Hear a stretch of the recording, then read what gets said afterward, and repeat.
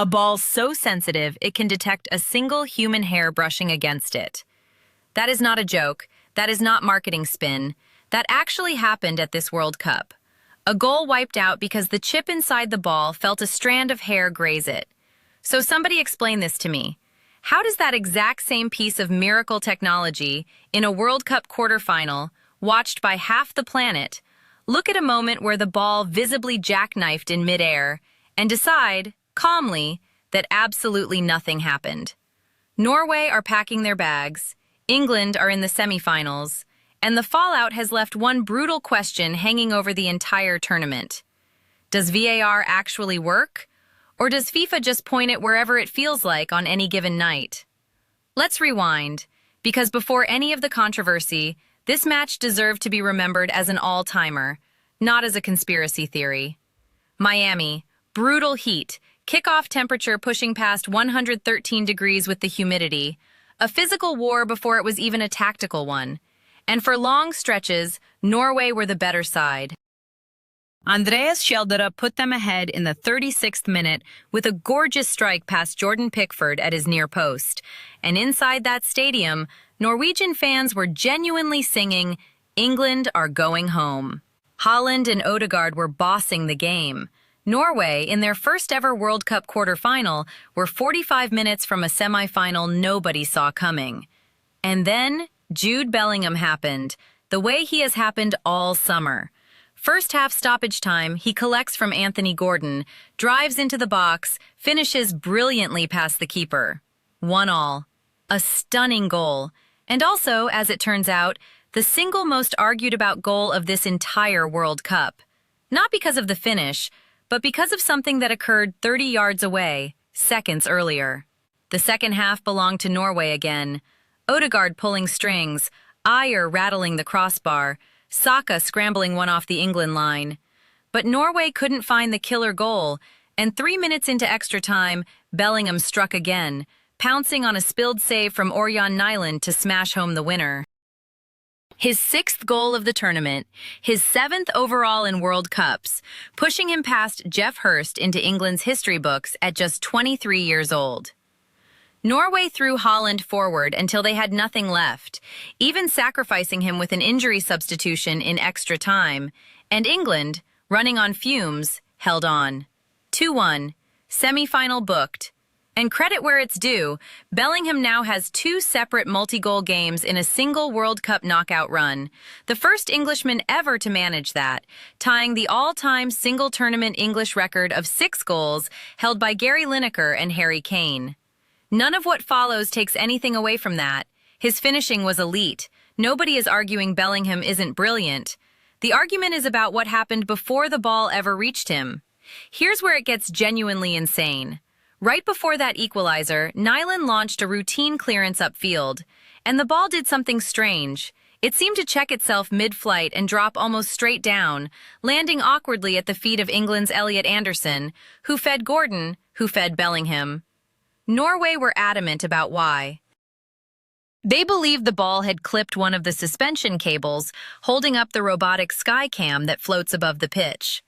Nyland pointed straight at the sky the second the goal went in. So did Haaland. So did head coach Ståle Solbakken, who marched over to referee Clement Turpin at halftime to argue his case personally. His assistant said flatly the referee should have caught it. And here's why that matters under the actual laws of the game. If the ball strikes an outside object, that's outside interference. Play should stop immediately, and it restarts with a dropped ball. No goal. If that ball touched the wire, Bellingham's equalizer should never have counted. FIFA's response was instant and absolute. Their statement said the connected ball chip showed no spike, no impact signature in the air, therefore no evidence the ball touched anything. And this is where the whole thing turns maddening. Because that is the exact same tournament where a goal got disallowed because the sensor detected the ball brushing a player's hair. A hair. England's own manager, Thomas Tuchel, pointed to that directly. The chip can tell you if a hair touches it, he said. So we're supposed to believe a sensor precise enough to register a strand of hair felt absolutely nothing when a ball allegedly smacked into a steel cable. Either it genuinely never touched the wire or, And this is a version some analysts floated. The tracking antennas simply don't have coverage that high above the pitch, meaning there's a literal blind spot exactly where this incident happened. FIFA insists all 16 tracking antennas were live and that the camera footage doesn't even shake. Solbaken's answer was simple and human. The ball dropped straight down right in front of his own bench. His eyes told him one story. FIFA's chip told him another. And FIFA expects the world to trust the chip over the replay. Now the second call, because on its own the cable incident is just bad luck. Stack it against what happened 10 minutes into the second half, and it becomes something far more damning.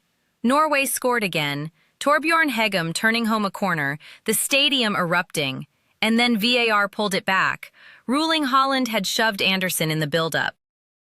And look, it was a push, a fairly clear two-handed shove, and under FIFA's stricter stance on set-piece grappling this summer, you can absolutely justify chalking it off. That's not the scandal. The scandal is the contrast. One club owner watching summed it up better than anyone. A push that happens on basically every single corner in football got forensically reviewed frame by frame and overturned, while a ball that visibly changed direction in midair got zero review whatsoever. Play on. That's the whole controversy in one sentence. One end of the pitch got a microscope, the other end got a blindfold.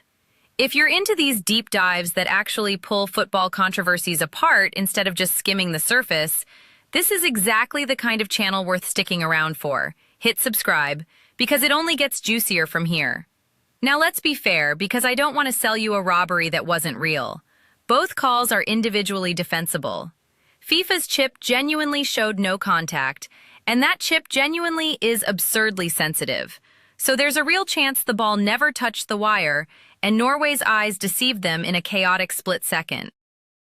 The Athletic's own refereeing expert, Graham Scott, made the fair point that a VAR official realistically isn't scanning a camera cable in the rafters while reviewing a fast-breaking attack, and that officials are under genuine pressure not to invent problems with a perfectly clean goal.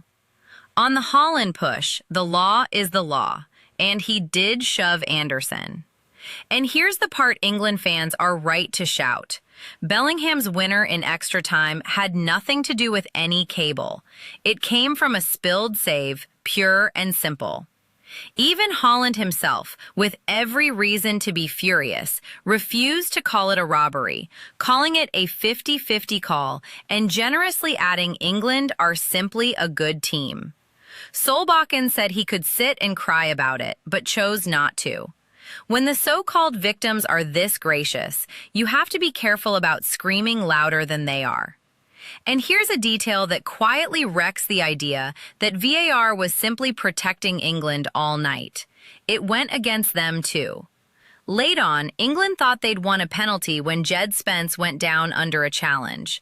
The referee pointed to the spot, and then VAR pulled him to the monitor and overturned it. A huge call, stripped from England in the closing stages of a knockout game. So this isn't the picture of a referee bending everything one direction. It's a picture of officials scattering debatable calls in different directions all night, which honestly makes it worse, not better. This isn't the story of a fix, it's the story of chaos. And that's the part FIFA genuinely cannot wiggle out of. Nobody's claiming they wanted England through. There's zero evidence of that. And that theory is the lazy version of this story. The real issue is simpler and far more embarrassing. FIFA cannot officiate consistently with its own showpiece technology. They sold this system as the thing that erases doubt from football forever. The ball that feels a hair, the cameras that measure offside to the millimeter. Then, in the two biggest moments of the same tournament, it detects a hair in one match and can't confirm whether a ball hit a giant hanging cable in another. It reviews a routine corner shove down to the frame, but won't even glance at a mid-air deflection that decided a World Cup quarterfinal. The machine isn't rigged. The humans deciding when to trust it are simply inconsistent. And that inconsistency is the actual scandal here. And it lands in the worst possible tournament for that reputation. Because FIFA's credibility was already cracking long before Miami, the Balogun red card wiped after a phone call, Egypt's formal complaint over officiating, the Embolo sending off that gutted Switzerland's night, VAR arguments practically every round. So when the Skycam saga drops on top of that pile, nobody reaches for unlucky anymore. They reach for here we go again. Even Haaland's own father posted a pointed little jab online. Well done, Bellingham, and referee. That's the trust FIFA has burned through, brick by brick, this entire summer. So where does this leave everyone? England march on to Atlanta for a semi-final against Argentina, carrying Bellingham and Kane and a genuine shot at their first World Cup since 1966. But also carrying tired legs and real questions about how they lost control of a game they should have managed. Norway fly home from the greatest tournament in their history, a maiden quarterfinal built on Haaland's goals, on the wrong end of two calls that in a fairer world might have gone differently. And there's a cruel footnote.